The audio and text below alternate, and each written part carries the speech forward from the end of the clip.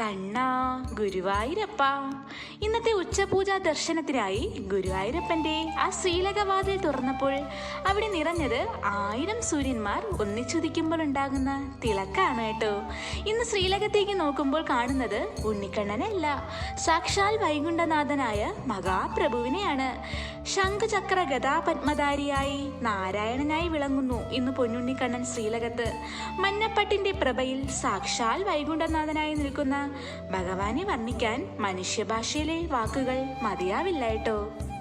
ചതുർയുഗങ്ങളിലും ഗോപികമാരെ പ്രേമോന്മാദത്തിൽ ആറാട്ടിക്കുന്ന സഹസ്രദള പത്മം ഒരു കൈയിൽ, കോടി സൂര്യപ്രഭയോടെ രുതിരവാന കൊതിയോടെ കറങ്ങുന്ന സുദർശനം മറ്റൊരു കൈയിൽ, പ്രേമ സമുദ്രത്തിന്റെ കടലാരംഭം കാതോർക്കുന്നവർക്ക് പകർന്നു നൽകാനായി കടലാഴത്തിൽ നിന്നും കണ്ടെടുത്ത ദിവ്യമായ ശംഖ്, മൃത്യുഅർദ്ധത്തെ ദുഷ്ടപരമ്പരകൾക്ക് കാട്ടിക്കൊടുക്കുന്ന ഗദ, ചതുർബാഹു രൂപത്തിൽ നാരായണനായി ഭക്തരെ അനുഗ്രഹിച്ചു നിൽക്കുകയാണ് നമ്മുടെ പൊന്നു ഗുരുവായൂരപ്പൻ. നാരായണന്റെ തേജസ്സും ഉണ്ണിക്കണ്ണന്റെ സൗന്ദര്യവും ഒന്നിക്കുന്ന ഇന്നത്തെ ഈ പുണ്യ ദർശനം അത് ജന്മപുണ്യാണ് കേട്ടോ. നമ്മുടെ എല്ലാ പ്രാർത്ഥനകളും ആ തൃപ്പാദങ്ങളിൽ സമർപ്പിക്കാം.